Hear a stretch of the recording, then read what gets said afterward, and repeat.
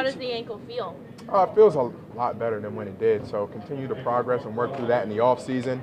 Come back stronger than ever. Make sure, you hope it doesn't happen again. You know the injury rate's 100%, but you go out there and you play hard. You play your heart out every single play, every single down. I mean, people kind of got a eye opener, this past week of how things can change very quickly. So you just got to prepare as best you can and then go out there and you play hard. Is Jeff Saturday the coach for this team? Oh, I definitely do think Jeff Saturday is a great coach.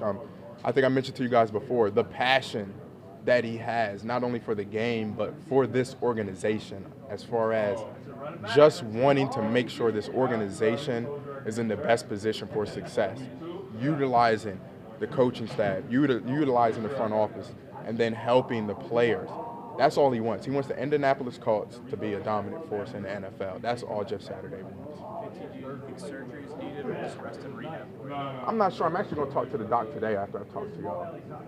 JT, among what is such a frustrating, or has been such a frustrating season for so many, just a challenging season, how frustrating was it for you to just be as limited as you were, battle through the amount of injuries that you had to this season? Yeah, hurt or not, just regardless not being out there. Like I remember I had missed the Tennessee game for that close contact with COVID, and we lost. But I'm supposed to be out there losing with those guys, that day. As the clock struck 0, I was like, man, I was supposed to be out there for that. So I think that's just the biggest thing is not being side by side. Yeah, being on the sideline, but not being in your gear and even having the chance or opportunity to be out there to win or lose with the guys. I mean, that's the biggest thing, just knowing that I'm there with them.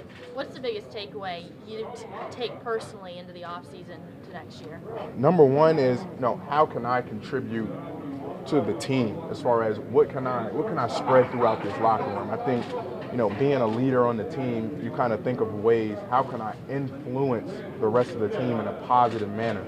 How can I help elevate the guys that I play around? I mean, I use basketball as an example. When you have a great guy on the floor, they talk about how he elevates everyone around him. So what can I do next season in order to elevate everyone around me, and especially in the running back league? Jonathan, is it a goal this offseason to sign an extension here? I'm not sure. Well, I do have another year, so technically I still can wait another year. JT, what gives you the most optimism about this group moving forward, the core of guys who are going to be a part of it building to the future, building ahead to next season?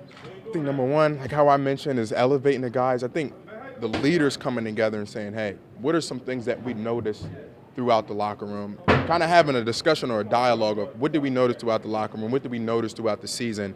How can we, like you mentioned, as pillars, as guys who are leaders on this team, how can we turn that around? Or if it's positive, how can we continue to still have that effect in the locker room? I know you have another year left on your deal, but typically this team has re-signed guys, important guys, leaders, with 1 year left in it. So is that what you want? Would you like to be here on a long-term deal? Oh, I'd love to be in Indy, 100%.